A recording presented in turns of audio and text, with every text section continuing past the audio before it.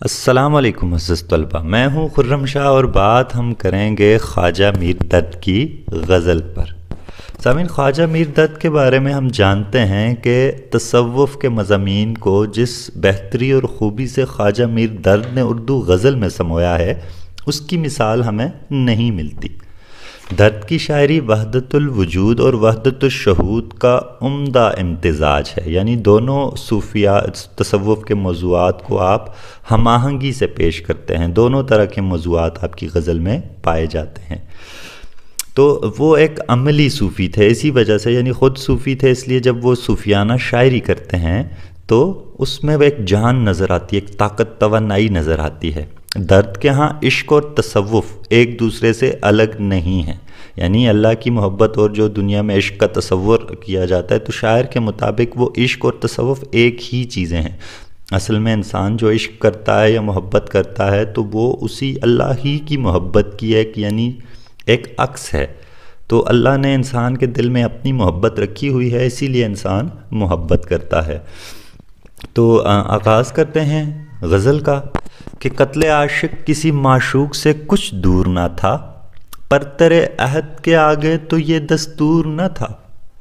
رات مجلس میں تیرے حسن کے شعلے کے حضور، شمع کے منہ پہ جو دیکھا تو کہیں نور نہ تھا۔ ذکر میرا ہی وہ کرتا تھا صریحاً، لیکن میں جو پہنچا تو کہا خیر یہ مذکور نہ تھا۔ تو یہ اس غزل کا ردھم یا آہنگ ہے جس سے اس کو ہم پڑھیں گے۔ ایک ترتیب ہوتی ہے ہر غزل کو پڑھنے کی، ہر نظم کو پڑھنے کا ایک اپنا آہنگ ہوتا ہے۔ تو 3-6 اشعار میں نے اس لیے پڑھے تاکہ آہنگ سمجھ آئے۔ تو اب تمام اشعار کو اس کے مفہوم کے ساتھ دیکھتے ہیں کہ قتل عاشق کسی معشوق سے کچھ دور نہ تھا، پر تیرے عہد سے آگے تو یہ دستور نہ تھا۔ تو محبوب سے مخاطب ہیں، اس کی بے وفائی سے مخاطب ہیں کہ اپنے عاشق کو قتل کرنا معشوق کے لیے مشکل نہیں ہوتا، کیونکہ وہ عاشق جو ہے وہ اس پر اپنی جان پہلے سے ہی فدا کیے بیٹھا ہوتا ہے۔ تو معشوق یا محبوب کے ایک اشارے پر ایک سچا عاشق جو ہے وہ اپنی جان دینے کے لیے تیار ہو جاتا ہے۔ تو شاعر کہتا ہے یہ کام تو کبھی بھی مشکل نہیں تھا، یعنی عاشق کہتے ہی اسے ہیں جو اپنے محبوب کے اشارے پر اپنی جان قربان کرنے کو تیار ہو جائے۔ لیکن شاعر کہتے ہیں کہ اے میرے محبوب، تجھ سے پہلے یہ خوبی یا یہ صلاحیت یا یہ طاقت کسی نے استعمال نہیں کی تھی، یعنی ہمیشہ معشوق عاشق کو قتل کر سکتا تھا، لیکن تو پہلا شخص ہے کہ تو نے میرے ساتھ یہ کام کیا ہے۔ پر تیرے عہد سے آگے تو یہ دستور نہ تھا کا مطلب یہ ہے کہ تو نے یہ رسم ڈالی ہے کہ تو جو ہے وہ اپنے عاشق کو قتل کرنے والا یعنی بن گیا ہے، کہ تیری ادائیں یا تیرا جو انداز ہے وہ عاشقوں کے لیے جو ہے وہ یعنی موت کا پیغام ہے۔ جیسے شاعر کہتا ہے کہ نہ دکھاؤ چلتے چلتے یوں قدم قدم پہ شوخی، کوئی قتل ہو رہا ہے سر عام چپ کے۔ تو یوں بھی ہوتا ہے کہ جو عاشقوں کے لیے ہے وہ محبوب کا انداز ہی قتل کرنے کا ہو جاتا ہے۔ تو یہ بھی ایک یعنی مزاج ہے اس میں۔ دراصل محبوب کی بے وفائی یا محبوب کا ظالم ہونے سے زیادہ عاشق کا جو ہے وہ یعنی اپنے محبوب کے لیے وفادار ہونے کا بیان ہے شعر میں۔ گویا اس عاشق نے اپنے محبوب کے لیے جان دے دی ہے، تو وہ کہتا ہے کہ تجھ سے پہلے تو یہ دستور نہیں تھا۔ اب اسی شعر کو حقیقی آپ اس میں پیرائے میں دیکھیں اللہ کی محبت کے تو بھی یہ درست ہے۔ کہا جاتا ہے کہ اللہ تعالیٰ سے عشق کریں گے تو اللہ تعالیٰ معشوق بن جاتا ہے۔ یہ صوفیاء کے ہی اقوال ہیں، میں آپ سے شیئر کر رہا ہوں کہ جو اللہ سے عشق کرتا ہے تو اللہ معشوق بن جاتا ہے، اور جب اللہ معشوق بنتا ہے تو معشوق پھر امتحان لیتے ہیں اپنے عاشقوں کے۔ تو اگر اللہ کو معشوق بنائیں گے اور اللہ کے عاشق بن جائیں گے تو پھر اس درجے کا امتحان بھی دینا ہوگا۔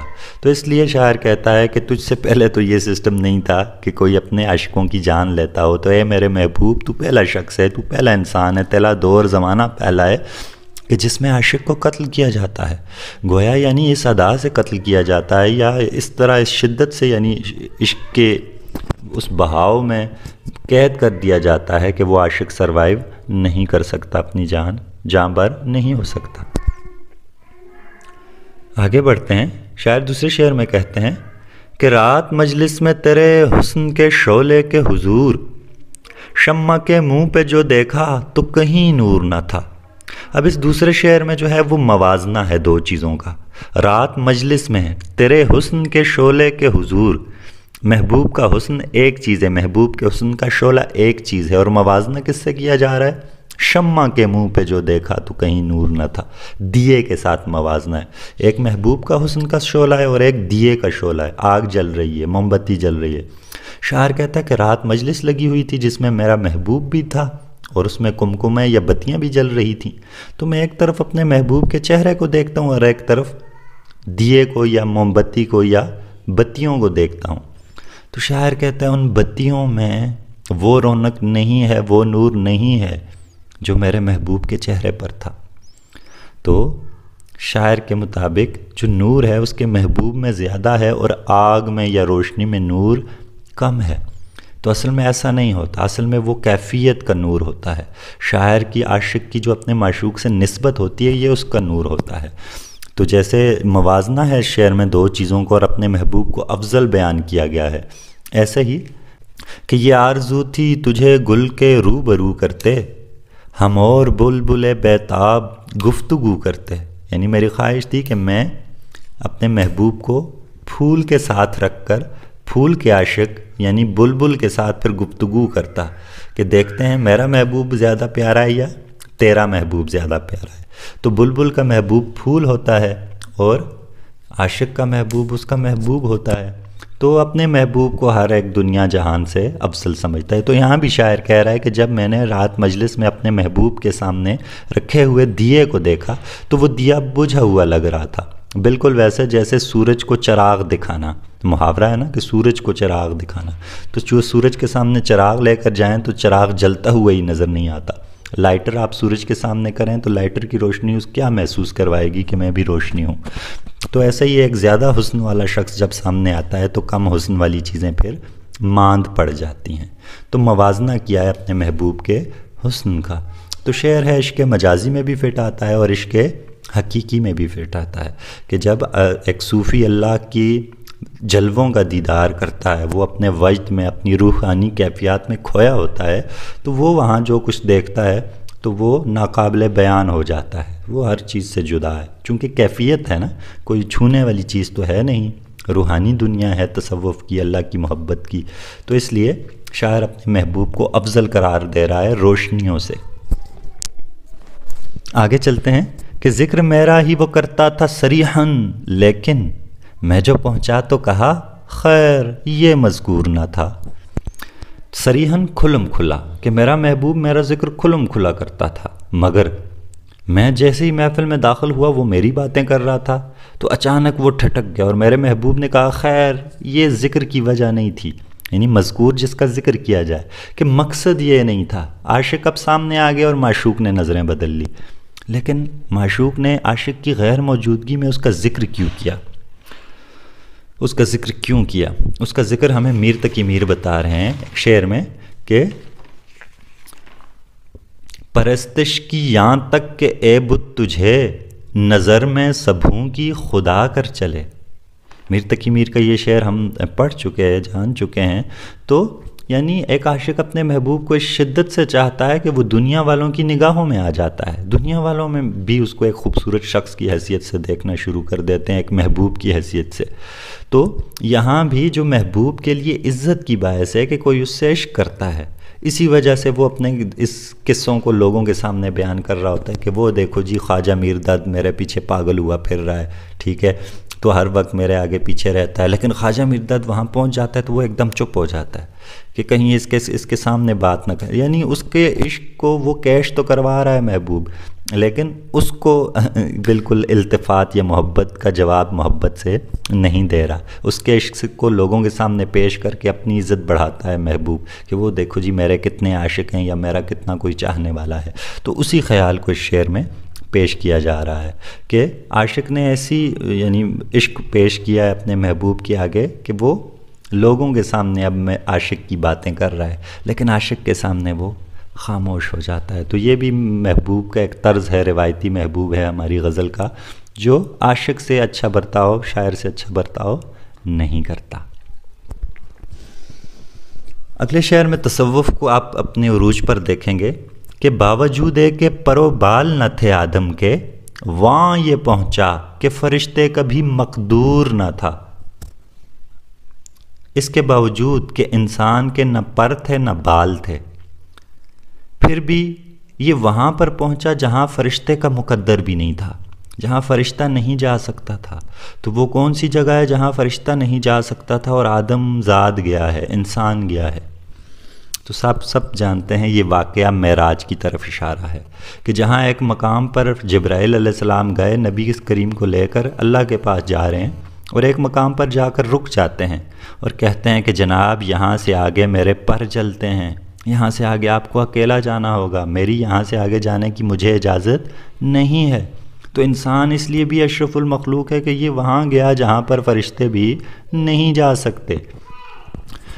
کہ ایک شعر ہے کہ وہ جہاں پر فرشتوں کے جلنے لگے، آپ کا اس سے آگے مقام ہے نبی، کہ نبی کا مقام یا انسان کا مقام اس سے بھی آگے ہے جہاں فرشتوں کا مقام نہیں ہے۔ تو اس میں واقعہ معراج کی طرف اس شعر میں اشارہ ہے، واضح شعر ہے، تصوف میں بھیگا ہوا۔ آگے بڑھتے ہیں، وہ کہتے ہیں پرورش غم کی تیرے یاں تئیں تو کی، دیکھا کوئی بھی داغ تھا سینے میں کہ ناسور نہ تھا، کہ تمہارے غم کی میں نے یہاں تک پرورش کی، آج دن تک پرورش کرتا رہا، اور جب میں اب غور کرتا ہوں اپنے دل کی طرف، میں نے اپنے دل میں تمہارا غم رکھ کر جو پالا ہے، کوئی بھی داغ تھا سینے میں کہ ناسور نہ تھا۔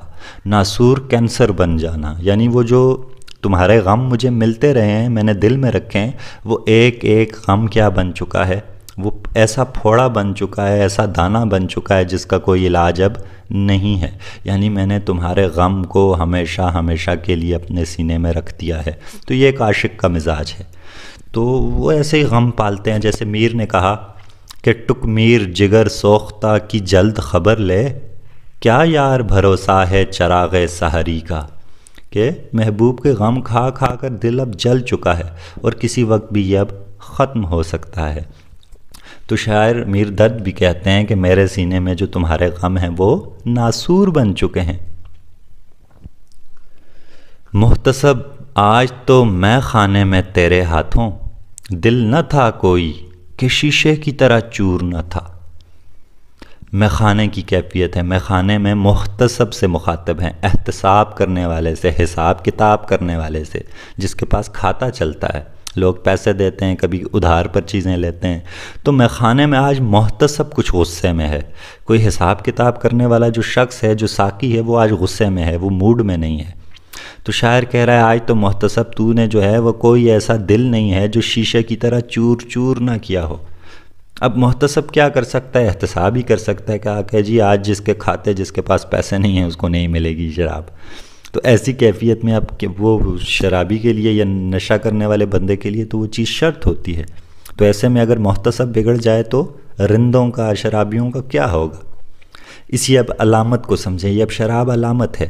اب محبوب بگڑا ہوا ہے، ٹھیک ہے، جو شراب عشق پیش کرتا ہے اور وہ اپنا دیدار نہیں عطا کر رہا، تو اس کے عشقوں کا کیا ہوگا؟ وہ اس کے سامنے نہیں آئیں گے تو اس کے عشقوں کے دل چور چور ہو جائیں گے۔